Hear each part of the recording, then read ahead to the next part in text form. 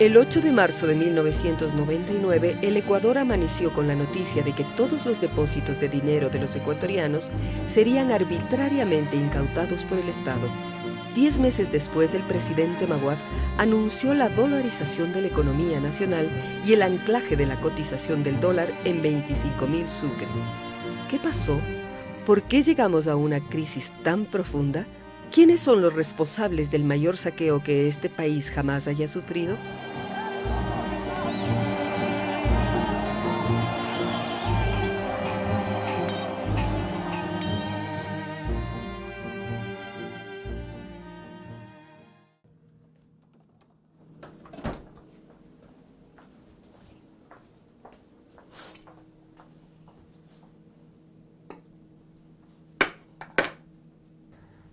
Muy buenos días, Virginia Rivera Baus de la Torre.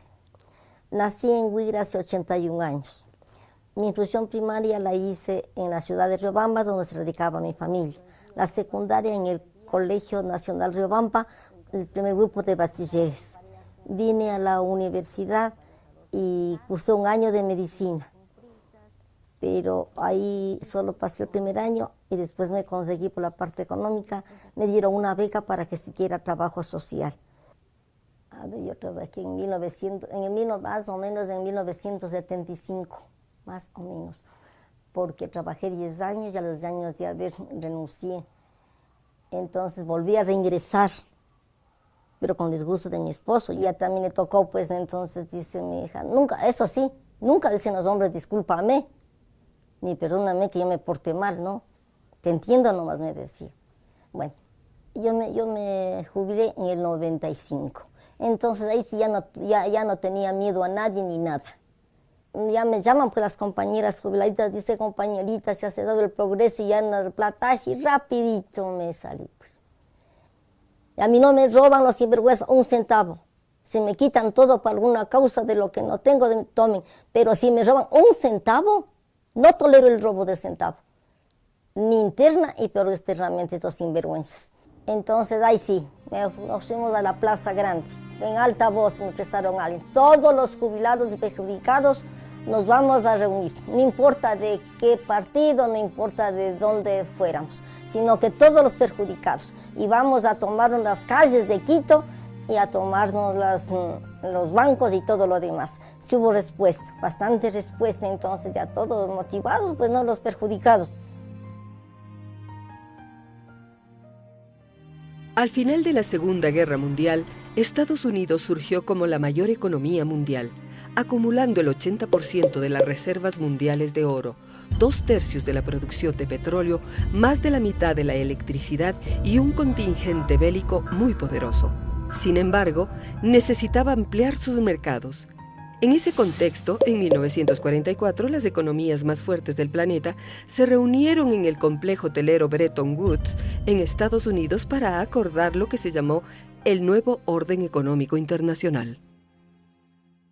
En la posguerra, cuando Estados Unidos logra convertirse en la potencia hegemónica del mundo y cuando tiene el mundo a sus pies, convoca a todos los países amigos del mundo en un pueblito cerca de Washington para construir el nuevo orden internacional.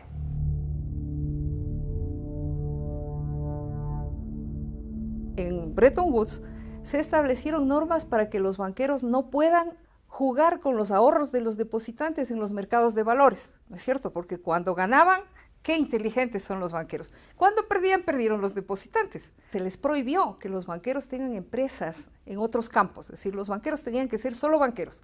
Esto con el objeto de impedir que tengan la tentación de utilizar ellos mismos en sus empresas los ahorros de los depositantes, ¿no es cierto? Y entonces ahí se construye lo que se llama la arquitectura financiera internacional, que tiene 3 patas.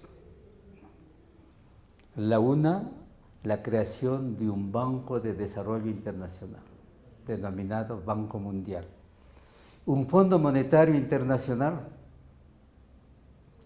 que sería el encargado de monitorear a todos los países para que no caigan en crisis financieras. Y una tercera pata de este nuevo sistema financiero internacional es el tener una moneda común. El dólar tenía, para que tenga credibilidad del mundo, estar atado al oro. Al sistema monetario que fija el valor de una moneda con el patrón oro se denomina convertibilidad.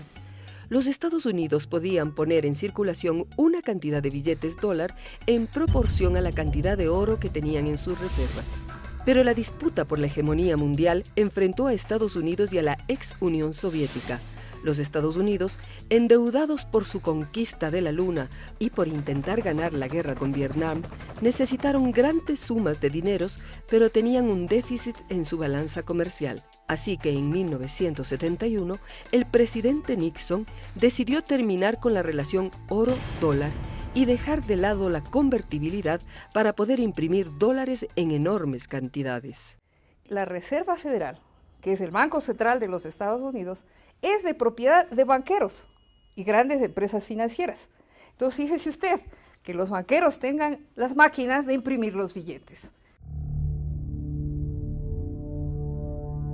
Este hecho dio inicio a una globalización financiera cada vez más desregulada y a una abundancia de dólares que desembocó en América Latina por medio de préstamos. Los grandes capitales, buscando aumentar sus ganancias, salieron a la denominada cacería de clientes, y América Latina, a nombre de un supuesto progreso, empezó a adquirir deudas que poco tiempo después, por el alza de intereses, se volvieron inmanejables. Vean, señores, alístense en que les vamos a saquear. No, eso no lo dicen. Dicen, señores, alístense en que viene el progreso económico y social. ¿No es cierto? Bien, en los años 70 se inicia en el Ecuador la época petrolera. Pero al comenzar el segundo gobierno militar, tras el derrocamiento del general Rodríguez Lara y su sustitución por los jefes de rama de las Fuerzas Armadas, tuvimos un gobierno que en ciertos momentos mantenía algunas formas de vocación nacionalista aisladas, pero en general las finanzas públicas fueron manejadas por personajes de la banca privada y personajes formados en el ideario neoliberal, como el señor Santiago Sevilla, que fue ministro de Finanzas de la dictadura, y que se preocupó de llevar lo que él mismo llamó un endeudamiento agresivo del país, supuestamente para hacer grandes obras públicas y de desarrollo del Estado. Y es así como el Ecuador entró en ese plan de endeudamiento agresivo, y al término de la dictadura se encontró el país más endeudado que antes. Lo más perverso de todo eso, y a propósito hay que decir que se endeudó en primer lugar el gobierno con grandes cantidades, la banca privada nacional, las empresas e incluso personas naturales, ¿no?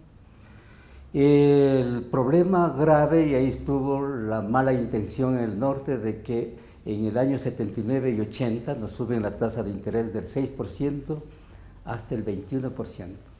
Fue una puñalada por la espada para los países del sur sobreendeudados. Y eran deudas que no eran precisamente de beneficio para el desarrollo. Eran deudas que terminaban en departamentos en Miami, compras y adquisición de bienes caros o suntuosos, o simplemente era endeudamiento por endeudamiento. No hubo un crecimiento de desarrollo en el caso ecuatoriano, no hubo un crecimiento productivo, no era un crédito que se destinó para la industria, no. Y es en ese momento que los banqueros, representados en un comité de 5 bancos grandes y acompañados del Fondo Monetario Internacional, exigieron al Ecuador, ¿no?, en primer lugar, que tomemos o estaticemos la deuda privada. En segundo lugar, nos ofrecieron dar dinero para facilitar algunos pagos. Y obviamente lo más grave y duro, y que afectó a toda la historia del Ecuador, fueron las medidas de ajuste del Fondo Monetario Internacional.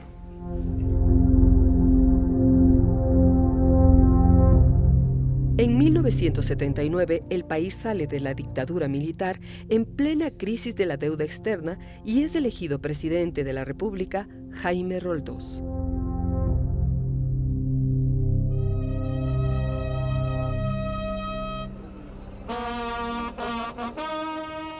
El 24 de mayo de 1981, el presidente Roldós fallece en un accidente de aviación que dejó muchos interrogantes y sospechas.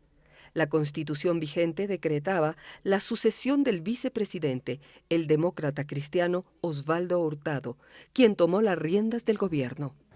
Osvaldo Hurtado, que presidía un gobierno débil, puesto que él había sido elegido vicepresidente y de pronto se halló de presidente de la República, no tenía un partido fuerte que lo apoyara, tuvo que hacer grandes concesiones, tuvo que entregar el manejo de las aduanas al CFP, sabiendo que eso iba a ser manejado de un modo corrupto, pero para de esa manera tener una mayoría legislativa en el Congreso.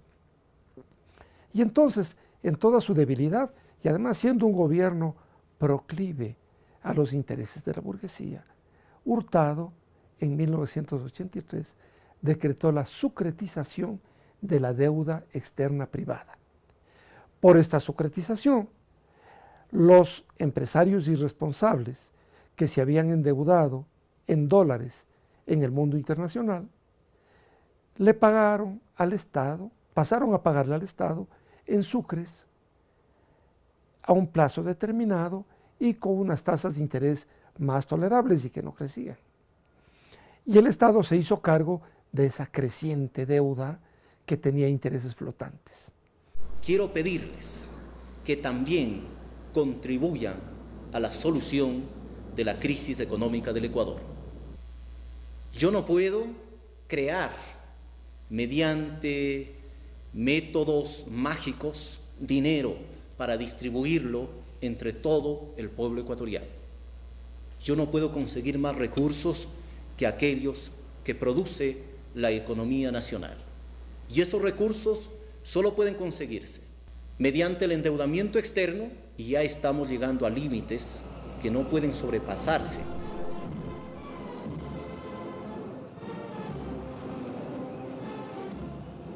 Cuando viene la crisis, ¿no?, y viene acompañada también de una reducción del precio del petróleo, lo que hizo difícil el pago, entonces para los acreedores, las empresas privadas y la banca privada estaba en camino de quiebra casi segura. Y los acreedores querían asegurarse de que ese dinero no se pierda. Y la única manera de asegurarse que ese dinero pueda ser recuperado por la banca internacional es obligar al Estado que asuma esa deuda. Veamos qué fue la sucretización. Un banco estadounidense presta a un industrial ecuatoriano un monto en dólares. Dicho industrial, al poco tiempo, por descuidos, irresponsabilidades o dificultades, ya no está en capacidad de pagar su deuda. Entonces, para no verse perjudicados, los prestamistas, el FMI, el Banco Mundial y el industrial local presionan al gobierno ecuatoriano para que asuma esa deuda en dólares. El gobierno de Hurtado acepta hacerse cargo de las deudas en dólares y establece que en adelante los deudores le pagarían al Estado en sucres que cada día valían menos. De esta manera se calcula que las pérdidas para el Estado fueron de aproximadamente 4.462 millones de dólares. Y obviamente este proceso estuvo manchado también de abusos y corrupción por la banca local y por la gente que se sucretizó, por las empresas que se sucretizaron. Y los que pagamos esa deuda privada de los grandes grupos económicos, el pueblo ecuatoriano, el pequeño productor, el ciudadano de la calle, ¿no?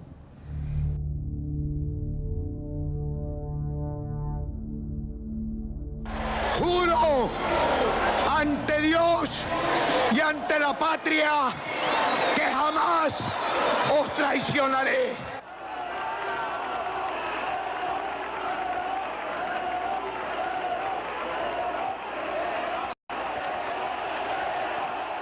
Febres Cordero hizo una segunda sucretización.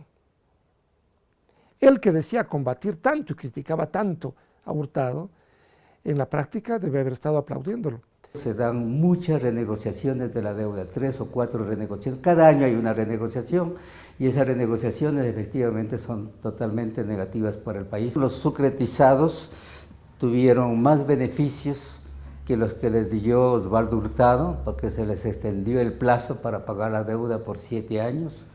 Se les congeló la tasa de interés a valores insignificantes frente a las tasas vigentes en el mercado de la época, ¿no? Y de esta manera los empresarios irresponsables del Ecuador vieron cómo se licuaron sus deudas bajo el Febres Corderato. El sucre seguía devaluándose. Todos los contratos de renegociación de la deuda son redactados por los acreedores en los términos que ellos quieran. Y aquí las autoridades del Ecuador solo se limitan a firmar, sin poner una sola coma, ni suspender una sola coma esos documentos, ¿no? El Ecuador manejaba la riqueza petrolera. Prácticamente el 80% de la riqueza petrolera la manejaba el Estado. Desde Febres Cordero en adelante hay una caída impresionante del manejo estatal, a tal punto que para 2006 el Estado maneja el 20% del negocio petrolero y las empresas petroleras el 80% del negocio petrolero. En noviembre de 1989, en Washington se reunieron el Fondo Monetario Internacional, el Banco Mundial, el Departamento de Estado de Estados Unidos y algunos expertos económicos para establecer un listado de políticas económicas pensadas para América Latina que supuestamente permitirían impulsar el crecimiento económico. Algunas políticas económicas que estableció el consenso fueron: liberalizar el comercio internacional y las finanzas, facilitar la inversión extranjera, es decir, con pocos o ningún impuesto, privatizar bienes y servicios públicos. A estas políticas se las conoce como neoliberales, cuyo resultado fue una mayor concentración de la riqueza. A la teoría económica neoliberal, que nace ya a finales de la década del 80, se concreta o en alguna medida o se canaliza a través del consenso de Washington y se hace operativo a través de las cartas de intención, ¿no? Y obviamente de las condicionalidades que pone el Fondo Monetario Internacional, que pide igual privatizar, abrir los mercados, etcétera, etcétera, dar facilidades mayores al capital extranjero para que haga su agosto en nuestros territorios. Todo este modo de pensar es el que llega a América Latina. El Estado es un monstruo, debe estar al margen de la economía, no tiene que haber regulación alguna de la economía. La economía capitalista tiene que estar regida por el mercado. Empiezan a ver al mercado como un dios y por lo tanto no hay que vigilar nada. ¿Cuánto se paga a los trabajadores? Pues eso no lo tiene que fijar el Estado, dicen ellos. El costo de la mano de obra se rige por la oferta y la demanda. La tesis es, esto es la tesis liberal por excelencia, que no hay que regular el mercado. Esto no es cierto ni siquiera en economías grandes, donde hay real competencia, menos en economías tan limitadas como el Ecuador, donde el mercado es tan pequeño que es muy fácil que existan oligopolios, que existan acuerdos entre los agentes económicos. O sea, el neoliberalismo es un proyecto político que tuvo como uno de sus primeros y principales experimentos a la América Latina. Hay que recordar que incluso antes del advenimiento de los gobiernos neoliberales anglosajones por excelencia, el de Ronald Reagan en Estados Unidos a mediados de los 80 y el de Margaret Thatcher en Reino Unido, el primer experimento neoliberal a nivel global fue el caso chileno con el golpe de Augusto Pinochet en el 73. El neoliberalismo es una propuesta de política económica que consiste en reducir el Estado y trasladar a mecanismos de mercado para que sean los mecanismos de mercado los que hagan la regulación social. En el caso ecuatoriano siempre se le quiso vender a la gente la idea de que todo lo estatal era malo, que no servía, que era corrupto, que no podía, que era incapaz, que era ineficiente, que no existía fórmula para lograr lo mejor del Estado. Casi todas las naciones habían procedido a privatizar sus servicios agua, luz, telefonía, carreteras, infraestructura. Lo iban haciendo supuestamente en forma legal. Le daban algún marco regulatorio. Por ende, el sector privado pasaba a ser prioritario y el Estado se limitaba en su papel. Por ejemplo, en el caso del Ecuador se decía, las tasas de interés van a bajar porque van a venir capitales. Entonces va a haber más crédito, todos vamos a tener crédito, entonces va a aumentar la producción, va a aumentar el empleo y todos vamos al sueño americano, sin necesidad de abandonar el país. Pero en Ecuador no se dieron sueños americanos, solo pesadillas vivió nuestro país. La sociedad ecuatoriana ha sufrido de una generalizada pobreza y un galopante subdesarrollo que sepultaba las esperanzas de revertir el abismo de iniquidades existentes. Sin embargo, lo peor aún estaba por llegar.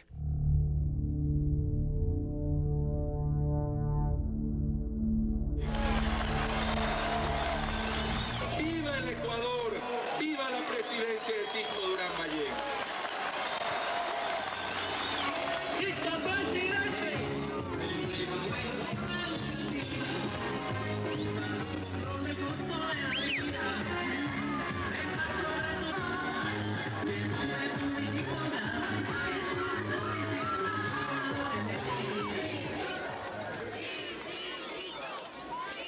En el gobierno de Sixto Durán Ballén se implementaron de una manera más consciente las políticas neoliberales promovidas por los organismos financieros internacionales. El encargado de la economía nacional en ese momento era el vicepresidente Alberto Dajic. El economista Alberto Dajic asume las responsabilidades de dirigir la vida económica del Estado y eliminó una serie de regulaciones que tenía la Superintendencia de Bancos para controlar a la banca privada. Poco a poco esto llevó a que la banca actúe con menos responsabilidad. No eran responsables ante el Estado, no era responsable ante la sociedad, porque el mecanismo de control que se había establecido tradicionalmente era la Superintendencia de Bancos. Y obviamente el mentalizador de todo ese proceso neoliberal fue el vicepresidente Dajic, que entendía mucho de economía, egresado de Chicago, que venía con una ideología pura y límpida, ¿no?, del neoliberalismo, y que lo trató de aplicar al pie de la letra en el Ecuador. Pero Durán Ballén sí hizo muchas cosas de clásico estilo neoliberal. Crearon, por ejemplo, los escudos fiscales. Toda empresa que aumentara su capital recibía de inmediato escudos fiscales, es decir, no pagaba impuestos o incluso recibía beneficios económicos por parte del Estado. Ese era el plan neoliberal, es decir, engordar a la burguesía, engordar a la oligarquía, y se la engordó en efecto. Pero ¿qué dejó esa burguesía para el país? Cuando llega Durán Ballén y Dajic sobre todo, cambia la concepción de la economía. Ellos llegan con un esquema distinto, con una definición conceptual y política muy diferente, que es lo que hoy podríamos denominar de manera genérica una propuesta neoliberal. Alberto Dajic en realidad tenía el esquema ideológico muy claro. Él sabía exactamente lo que había que plantear. Me refiero en términos neoliberales, ¿no? O sea, él sí sabía el modelo de gestión y lo hizo. No es que no lo hizo, claro que lo hizo. Y se plantearon políticas para implementar el neoliberalismo en el Ecuador. Esta fue la tesis de Alberto Dajic. Él estaba convencido, pero resultó en una irresponsabilidad tamaña, ¿no?, porque la sociedad tuvo que pagar el costo de esa política. Y como parte de la privatización de lo público, este gobierno llevó adelante una ley que fue aprobada por el Congreso de ese entonces, que se denominó Ley General de Instituciones del Sistema Financiero. Esta ley abría la posibilidad para que cualquier actor financiero cree un banco, redujo los requisitos para crear un banco y además redujo las formas de regular y controlar el movimiento bancario. Para 1995, una vez que se aprobó esta ley, tuvimos alrededor de 100 bancos, entre 100 bancos y sociedades financieras en apenas un año. Y con esta ley, en el gobierno de Sixto Durán Ballén, se crea el concepto de banca múltiple. Los banqueros no solamente pueden hacer créditos, préstamos, cobrarlos, sino que pueden hacer otras actividades. Y con una facultad adicional, podían hacer créditos también vinculados a las empresas que tenían los mismos bancos. Los créditos vinculados son préstamos que los bancos hacían a sus propios accionistas o círculos de amigos con muy bajos intereses, con plazos muy cómodos y sin las garantías necesarias. De esta manera, los banqueros y sus amigos adquirían más negocios, compraban poder a través de las radios, periódicos, revistas, canales de televisión. Existen claras evidencias de que estos créditos se hacían a empresas fantasmas, creadas con el único interés de poder captar recursos y desaparecer. En esos años, la oligarquía se llenó los bolsillos con el dinero de los ecuatorianos. Y los bancos empezaron a competir desde lo simbólico y empezaron a disfrazarse como boutiques. Empezaron a convertirse en verdaderos templos. Tú ibas a bancos y encontrabas el hall con mármol, con plantas, con cuadros, y eso te generaba una sensación de que estabas entrando a un templo, ¿no? Y la gente entraba a un templo y consideraba que, como todo templo, es sagrado, y lo sagrado no cambia en el transcurso del tiempo. Pero tú no veías quiénes estaban detrás de los bancos y tampoco veías que detrás de los bancos estaban los partidos políticos. Hablando desde la economía política, significaba, por otra parte, un intenso proceso de negociaciones con los partidos políticos que aprobaban las leyes, con los grupos de poder que auspiciaban y apoyaban al gobierno, con las élites empresariales del país en general, y obviamente con el sistema financiero.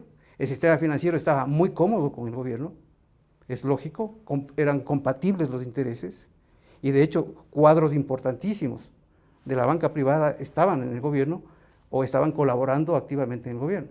No te olvides que ahí quiebra el Banco Continental de los famosos hermanos Ortega. El Banco Continental pasa a manos del Banco Central, prácticamente, digamos, el banco quiebra, y el Estado, a través del Banco Central, sale y salva a ese banco a un costo de más o menos 150 millones de dólares. Bucaram llega al poder y se encuentra con algo que tiene que enfrentar. Ya venía asomando de alguna manera una crisis bancaria. El volátil gobierno del abogado Abdalá Bucaram nada hizo para cambiar el curso de la crisis. Comenzó a asesorarse con expertos neoliberales argentinos buscando la posibilidad de realizar una convertibilidad monetaria, es decir, equiparar la moneda nacional, el sucre, con el dólar. Pero su desatino político y su abierta amoralidad exasperaron a los ecuatorianos que le echaron del poder a los 179 días de haberse posesionado. Luego del derrocamiento de Abdalá Bucaram, Fabián Alarcón, presidente del Congreso en ese momento, es elegido por este como presidente de la República, en una componenda que dejó fuera a la vicepresidenta Rosalía Arteaga, a quien le correspondía la sucesión. Su gobierno de 1 año y medio solo atina a devolver favores indiscriminadamente con la chequera del Estado. ¿No es cierto? El señor Alarcón, con su único propio voto y una serie de amarres políticos, llegó a convertirse en presidente de la República. Creo que es una de las más tristes, vergonzosas experiencias de nuestra historia. Un presidente que subió con tan malas artes y que luego cayó de tan triste manera hasta llegar finalmente a la cárcel. Al final del interinazgo de Alarcón se convoca a elecciones. Los candidatos que llegan a la segunda vuelta son el millonario bananero Álvaro Noboa y el demócrata cristiano y ex alcalde de Quito, Yamil Maguad. El poder político estaba totalmente, también como las empresas, vinculado, digamos, que era de propiedad de los banqueros. ¿Por qué? Porque los banqueros financiaban y financian las campañas electorales con el dinero de los depositantes, con nuestros ahorros. Los banqueros, una parte de los banqueros, concretamente Aspiazu, financió la campaña de Maguad. La democracia popular había recibido un financiamiento poderosísimo que le suponía una lógica de lealtades y de favores.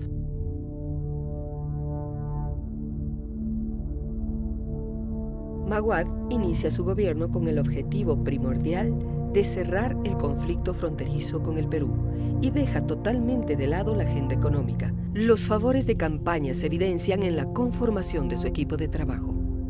El gerente del Banco del Progreso, cuando fue tomado preso, dijo que había aportado a la campaña de Yamil Maguad 3 millones, algo más de 3 millones de dólares. Eso lo vincula, ¿no es cierto?, con los intereses del banco. El gabinete de Yamil Maguad mostraba una fuerte cercanía con el poder financiero del país, que había hecho generosas contribuciones para su campaña electoral. Así, importantes banqueros ocuparon destacados puestos del gobierno. Guillermo Lasso del Banco de Guayaquil fue nombrado gobernador del Guayas y luego superministro de Economía. Álvaro Guerrero del Banco La Previsora fue designado presidente del CONAM, entidad encargada de las privatizaciones de las empresas y bienes estatales. Jorge Egas Peña, ministro de Febres Cordero y vinculado con el sector financiero guayaquileño, fue nombrado superintendente de bancos. Ana Lucía Armijos fue designada sucesivamente ministra de Gobierno, ministra de Finanzas, embajadora en España y presidenta de la Junta Monetaria. Carlos Larriategui, secretario del gobierno de Durán Ballén, fue también presidente de la Asociación de Bancos Privados y ministro de Desarrollo Social en 1999. El grueso de los equipos económicos de la Junta Monetaria, el Banco Central, eran funcionarios de la banca privada. Ese era su origen. ¿Esa era garantía de un posible control? Evidentemente que no. Ahí estaban entonces incubándose lo que podríamos llamar los silencios cómplices, los errores técnicos, las desviaciones.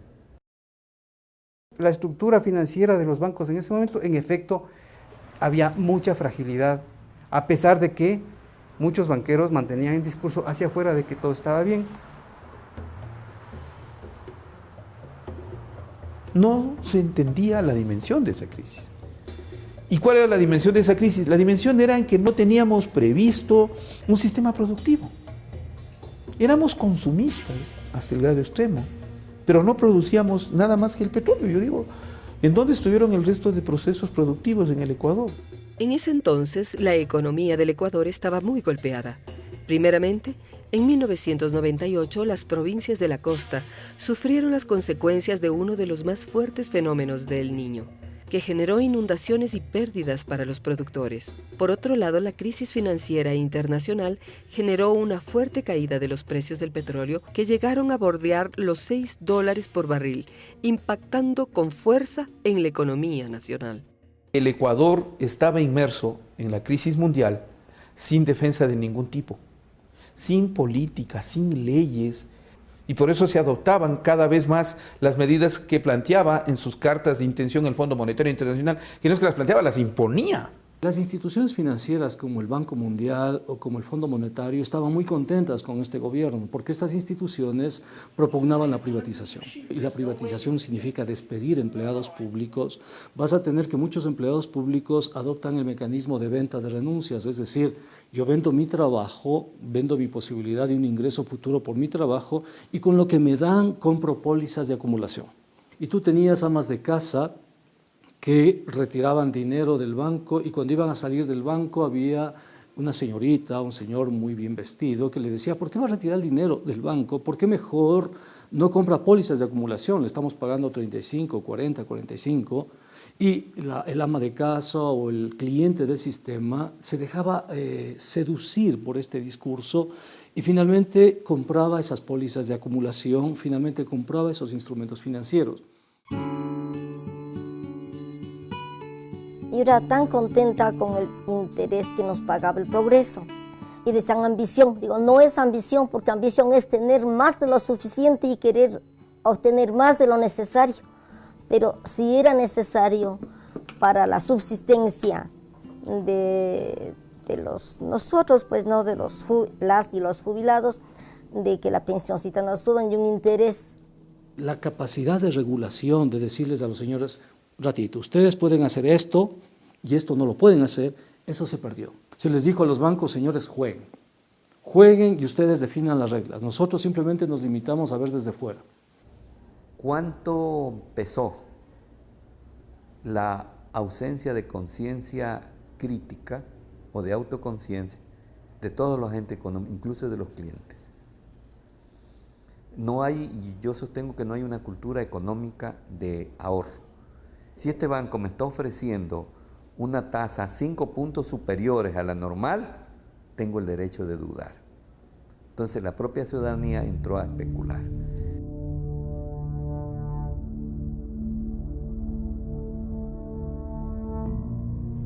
El caso del Filambanco es emblemático por el volumen. Hablamos de millones y millones de dólares. En ese momento el Filambanco manejaba el 30% del comercio exterior. En octubre hay todo un cabildeo, todo un juego de presiones. Hay una alerta amarilla prácticamente ya, una alerta naranja, digámoslo así. Y al final el diagnóstico es categórico y lapidario.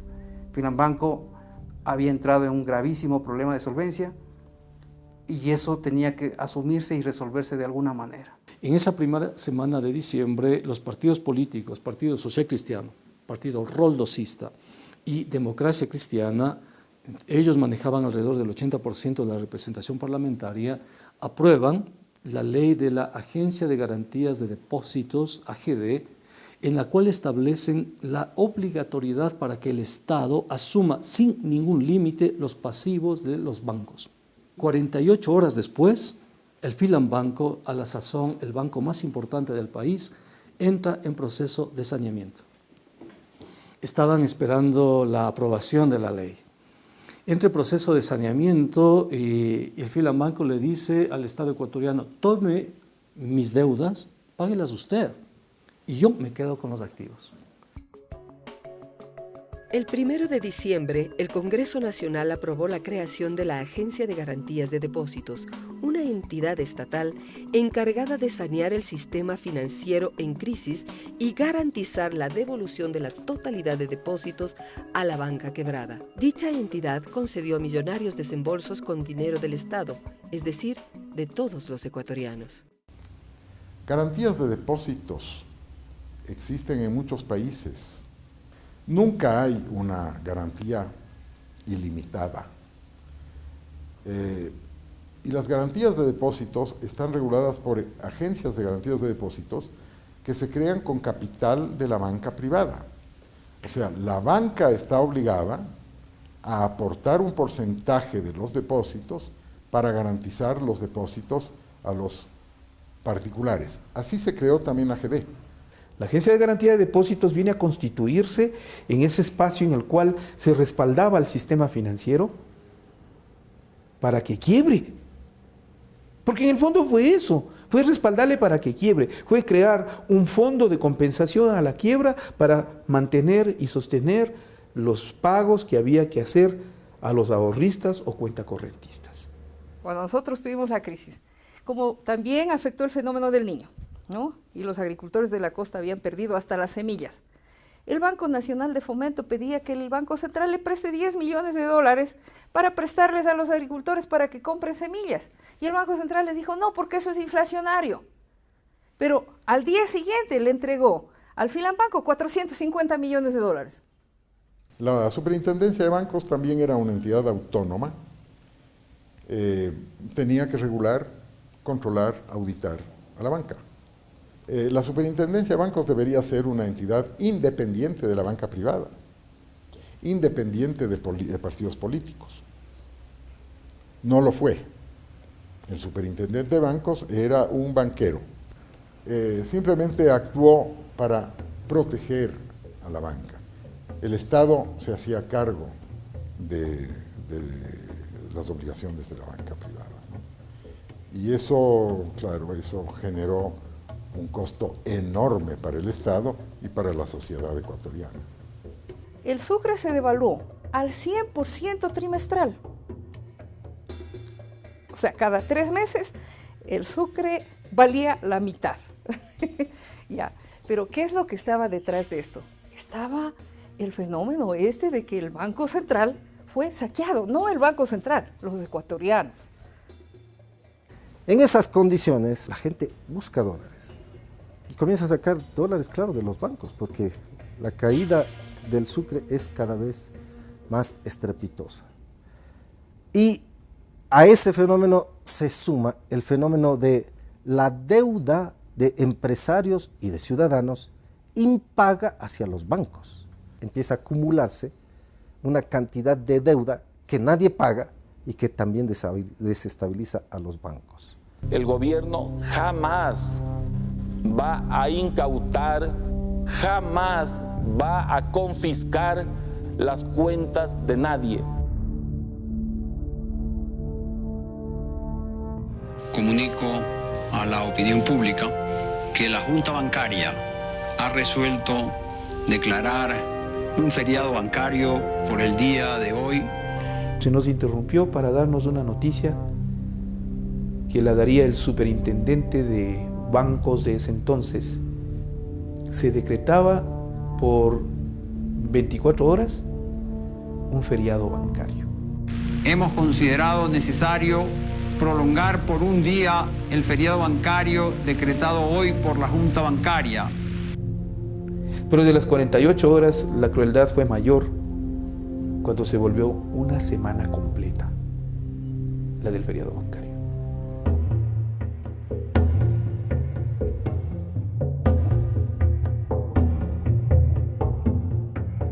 La ciudadanía estalló al ver que perdía su acceso al dinero y además en Sucres que cada día perdían más todavía el valor que ya venían perdiéndolo desde antes, porque nadie les iba a pagar en dólares cuando sus ahorros estaban en Sucres. La gente de Sucre que cogía el dólar que compraba. Entonces la economía empieza a dolarizarse masivamente también en esa época, a través de un proceso ya, digámoslo así, inercial, natural, como una manera de autoprotección de las familias y de los hogares y de la gente y también de las empresas, para prever la eventualidad de una crisis mayor. Si yo tengo un entorno de deterioro acelerado, de inflación acelerado, es obvio que se va a producir un mayor deterioro de la moneda y la gente se va a refugiar en el dólar. Si tú tenías ahorros con una capacidad de 10.000 en enero, esos ahorros 6 meses después solamente te permiten una capacidad de 1.000. Has perdido 10 veces la capacidad adquisitiva. Y la gente dice, ¿y ahora? Televistazo. Se ha comentado, por ejemplo, que se aproxima una medida peligrosa e injusta, la congelación de depósitos de ahorro y a plazo fijo en cantidades o en límites aún no conocidos. Peligroso e injusto, ¿por qué? Porque una medida de este tipo solo es aplicable en un caso de guerra, cuando el Estado ha perdido todos sus recursos.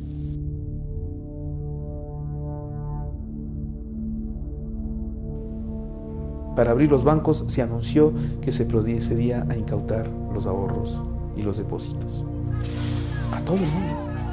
Es decir, todo quedaba congelado.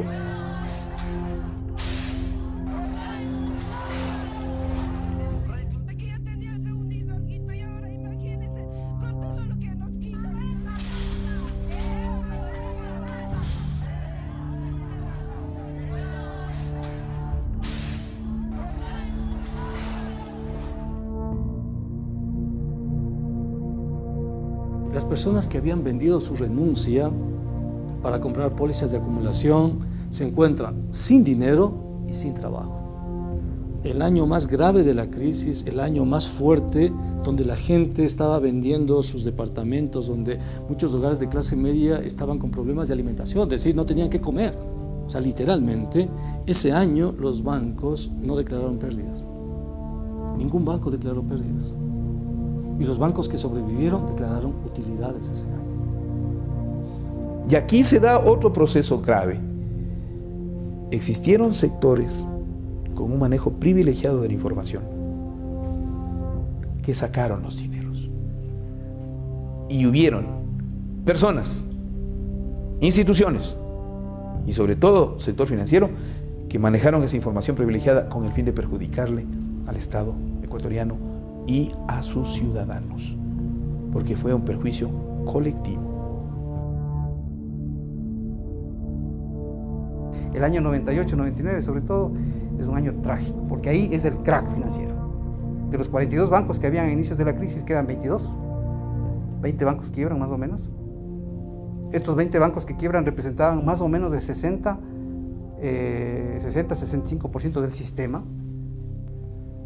En marzo de 1999, la situación ya es demasiado clara ante la inminencia de una crisis bancaria generalizada, porque un segundo banco de importancia, el Banco del Progreso, también entra a un esquema de salvataje y enseguida están en riesgo todo el sistema.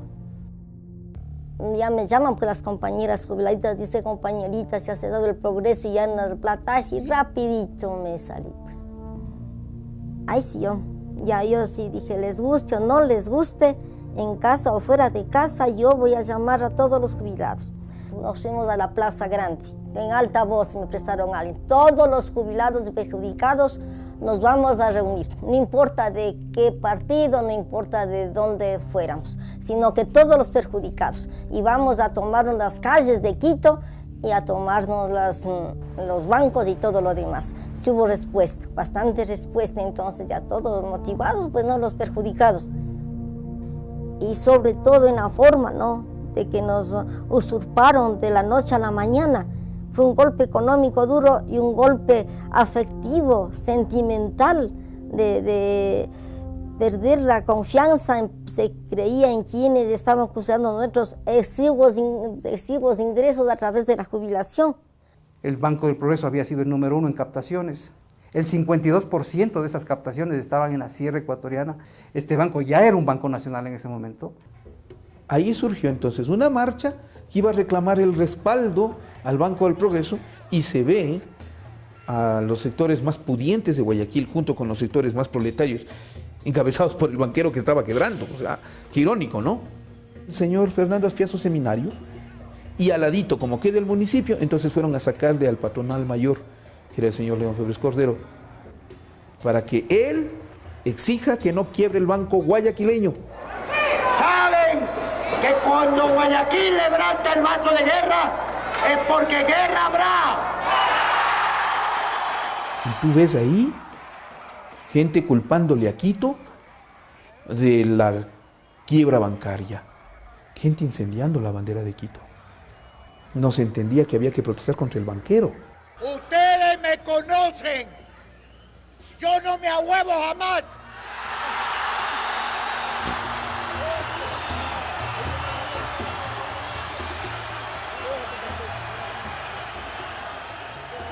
¿Cómo se puede manipular a la masa para que se olvide de sus reclamos y se dirija por otro lado?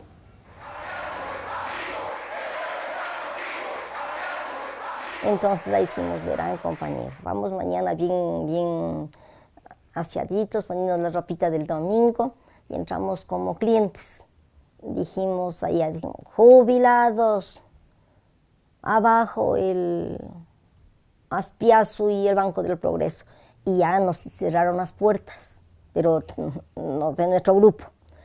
Vienen los sinvergüenzas de los policías, camuflados con todo, cierran a golpes las cadenas que pusieron y acercándose.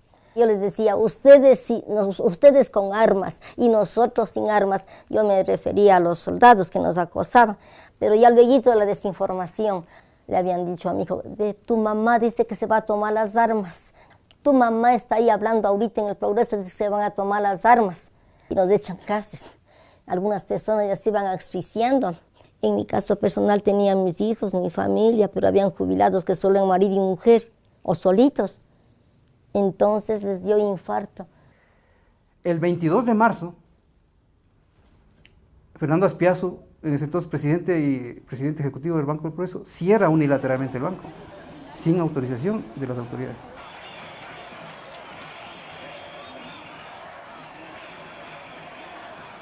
Usted dice que ya no tiene nada más que hablar con nosotros.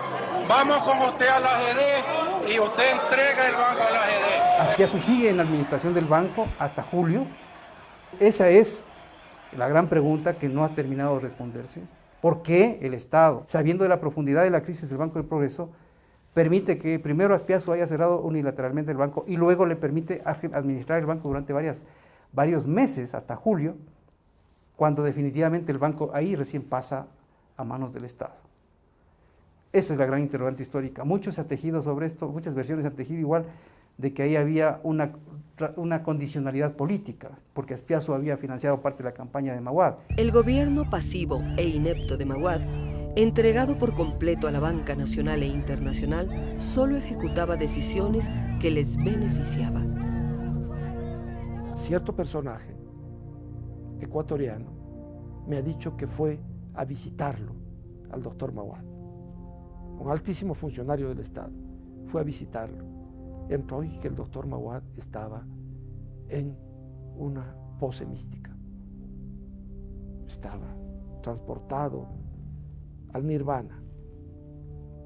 Y que mientras que el país se caía a pedazos, y que este funcionario lo sacudió, tenían la confianza suficiente como para eso, lo sacudió de los hombros y le dijo: reacciona, tienes que ponerte al frente del gobierno, haz algo, no puedes estar dedicado a este misticismo.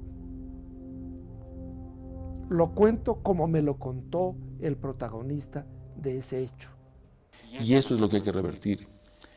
El acuerdo con el fondo sin duda es un gran impulso para que eso cambie, porque significa que organismos internacionales muy estrictos, que exigen muchas cosas antes de poner dinero, van a poner una buena cantidad de dinero en el país. Y significa que nos dan un aval internacional de que la economía está bien manejada. No hemos tenido programa con el fondo en el Ecuador durante 6 años y ahora estamos muy cerca ya de conseguirlo. El eventual acuerdo con el FMI venía, como siempre, con condicionamientos muy fuertes y medidas que debían ser implementadas, como el aumento del precio de los combustibles. Pero el pueblo ecuatoriano esta vez le puso un alto al presidente.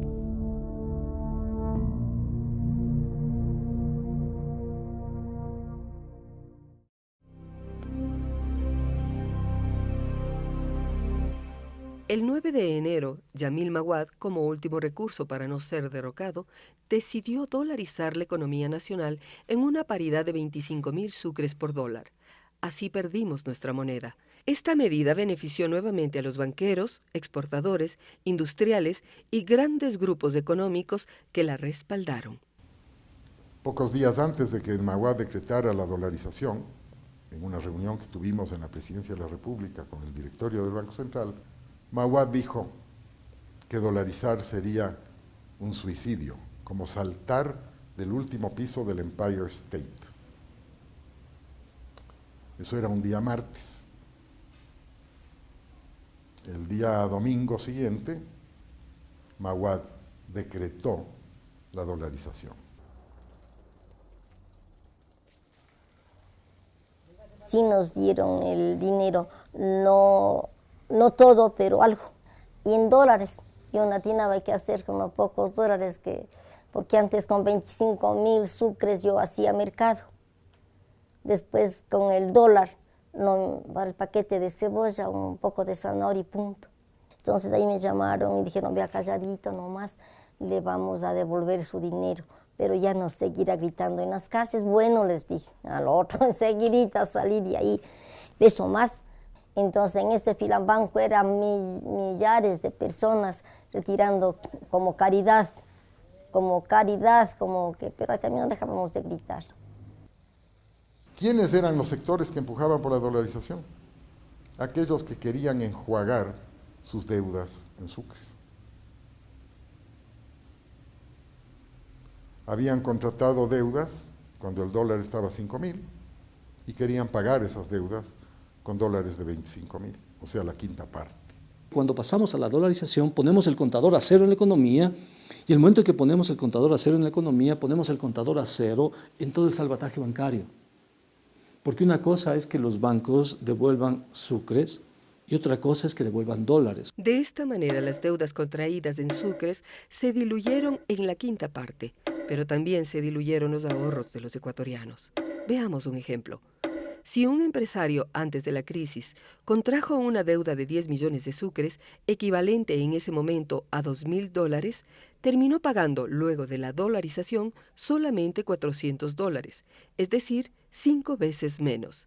similar a lo que el otro demócrata cristiano Osvaldo Hurtado y el social cristiano Febres Cordero habían hecho al sucretizar las deudas privadas en los años 80. De igual manera, un cuentaahorrista que antes de la crisis tenía depósitos por 5 millones de sucres, equivalentes a $1.000 en ese momento, recibió luego de la dolarización solamente $200, es decir, la quinta parte del total de sus ahorros iniciales. Eso liquida la moneda nacional. La liquida totalmente porque el salario mínimo vital, por ejemplo, costaba 100.000 sucres, ese era el precio del salario mínimo real el año 1999. Cuando pasamos a la dolarización, pasó a valer $4. El 21 de enero del 2000, Maguad fue derrocado por una movilización popular en la que participaron mayoritariamente organizaciones indígenas. Al día siguiente, el vicepresidente Gustavo Noboa asumió el poder y ratificó la dolarización. La crisis de 1999 dejó un país demolido, con instituciones desmanteladas.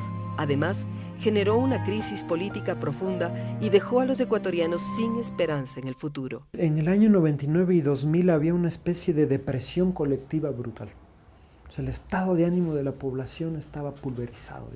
Pero ¿cómo explicar que en medio de semejante crisis, sin esperanza, sin referentes, sin vías efectivas de saber que es posible mover en algo el férreo poder de las élites, no te mueves, ¿no? Aquí la crisis fue el equivalente de una guerra civil, de un tsunami, de un terremoto. Provocó el éxodo de cerca de 2 millones de ecuatorianos en 4 años. La protesta es una forma de acción colectiva que se da en acto, que se da de modo visible, pero el éxodo también es una señal de un malestar, de una disconformidad, de una imposibilidad, ¿no? Es decir, aquí no puedo desarrollar mi proyecto de vida. La dolarización le debe mucho al migrante, porque el migrante fue el que apuntaló las primeras bases de la dolarización entre el 2000 y el 2004. Y muchos ecuatorianos fueron a Europa, España, Italia, etcétera, y empezaron a enviar remesas. De 1999 al año 2010, es decir, 11 años, el país recibió como remesas cerca de 23.000 millones de dólares. Ese fue, si tú quieres, el salvataje, la boya que la lanzó el mismo pueblo. O sea, la misma sociedad se puso la dolarización al hombro.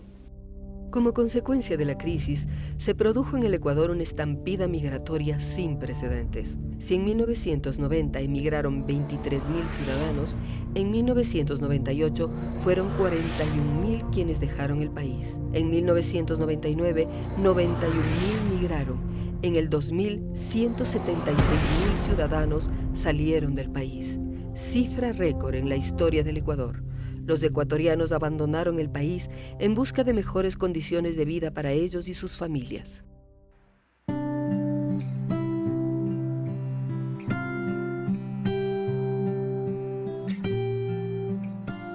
Pues soy Silvia Núñez y soy de Ecuador. Nunca en mi vida había pensado salir, incluso cuando me decían te vas a España, yo decía no me voy. Pero pues nada, me separé, cambió la dolarización en Ecuador y no había mucho trabajo, ganaba muy poco y me quedé con mis 2 niñas y todo costaba pues $1, que eran 25.000 sucres, y digo, ¿de dónde me voy a sacar yo si apenas gano $30? Entonces era imposible. Y pasamos hambre y un día dije, pues me voy. Y gracias a unas amigas que estaban aquí en España, cuando me dijeron te presto el dinero y te vienes, pues fue en 3 semanas. La verdad, mis amigas me decían que lo único que hay que trabajar aquí es de empleada en una casa. Tuve una época en que tenía pues 11 casas para limpiar. Me tenía que hacer así un cronograma para poder decir ahora me toca esta casa, mañana esta otra. Y al año 8 meses ya no pude más y dije me voy a traer a mis hijas. Pero luego formamos una asociación de trabajadoras sociales y homologamos nuestros títulos. Y luego me han ido conociendo y me llamaron para trabajar en Senami y reemplazar a la trabajadora social de ahí. Entonces sí, yo estoy muy contenta porque España me ha permitido ejercer mi profesión Ahora tengo experiencia y me gustaría eso, volver y ejercer mi profesión en mi país, contribuir con lo que sé en mi país.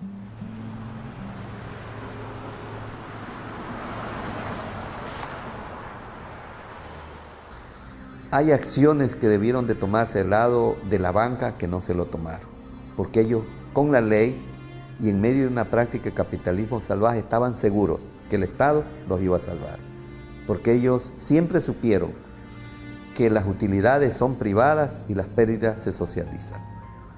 Y confiando en eso, hicieron lo que hicieron. Los hermanos Isaías, dueños del Filambanco, huyeron a Miami, donde siguen gozando de impunidad y privilegios, aunque pesa un juicio en su contra. Fernando Aspiazu, dueño del Banco del Progreso, fue detenido por evasión de impuestos.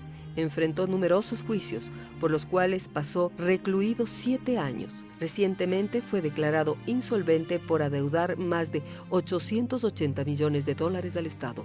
Alejandro Peñafiel, dueño del Banco de Préstamos, fue extraditado desde Beirut y sentenciado a 8 años de prisión. Fue liberado en el 2004 gracias a la ley de reducción de penas y condenado a 8 años sin posibilidad de rebaja, pero huyó del país. Nicolás Landes, presidente del Banco Popular, fue encarcelado por 18 meses en Costa Rica, luego fue extraditado y permaneció 4 años en prisión. El presidente Yamil Maguad abandonó el país. Actualmente se encuentra prófugo de la justicia ecuatoriana, dictando clases en la Universidad de Harvard en Estados Unidos. Recientemente la Interpol negó a la Fiscalía la solicitud de extradición de Maguad. Ana Lucía Armijos, exministra de Finanzas en el gobierno de Maguad, trabaja actualmente en el área de política económica en el Banco Mundial de Washington. Jorge Egas Peñas, ex superintendente de bancos, fue sentenciado a 3 años de prisión por complicidad con los hermanos Isaías, acusados de peculado, y cumple arresto domiciliario. Como profesor, a mis alumnos, siempre he hablado del desastre de la economía ecuatoriana y de cuál debe ser el modelo de la economía ecuatoriana. Y ese modelo lo veo hoy construyéndose, haciendo realidad, ¿no? En lo que se refiere al desarrollo de las infraestructuras y a la construcción y al desarrollo, digamos, a la defensa de los derechos humanos, ¿no? Y al desarrollo social. Y en el desarrollo social son importantísimos lo que se está haciendo en salud, recién comenzando, hay que decirlo, y en educación. Y en educación necesitamos hacer la revolución completa.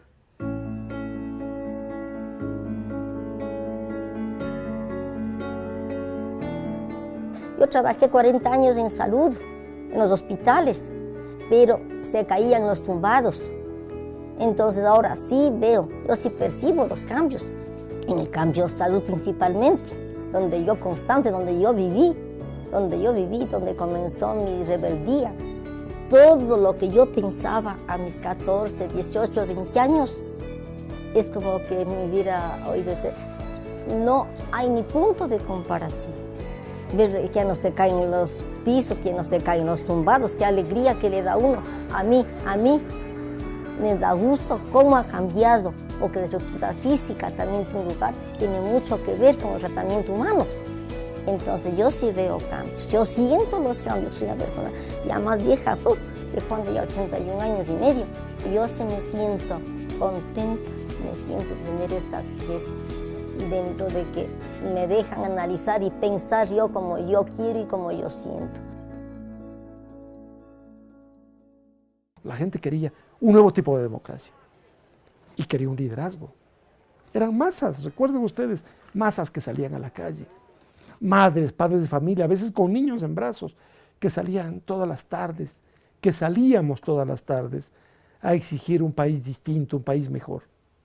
Y finalmente eso dio un segundo aire a esa revolución ciudadana que venía de antes, que había sido frustrada, traicionada una y otra vez y que finalmente triunfó en las elecciones. Y el resultado es que mediante sucesivas elecciones democráticas, limpiamente democráticas, mayoritariamente democráticas, el Ecuador ha ido construyendo un nuevo país, un nuevo sistema político, una nueva forma de gobierno, y estamos viendo las bondades de eso. Un gobierno popular, un gobierno democrático, un gobierno que refleja los intereses del país, los intereses de las mayorías, y que ha hecho tan grandes transformaciones en el Ecuador.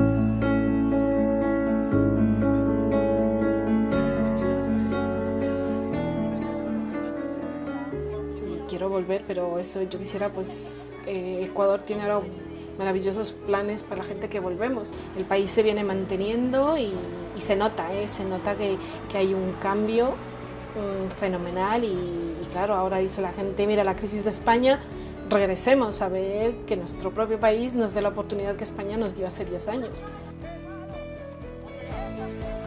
Yo creo que todos los que hemos salido de nuestro país tenemos que volver y contribuir al desarrollo de nuestro país una vez teniendo aquí haber adquirido experiencia, y porque la verdad me siento que se ha terminado una etapa aquí en España. Mucha gente me dice, Silvia, ¿pero qué traes a Ecuador? Le digo, pues yo misma, mi potencial humano, yo misma que soy lo que más vale, y mis manos y mi cabeza y mis ganas de luchar. Yo creo que habrá una oportunidad y encontraré un camino.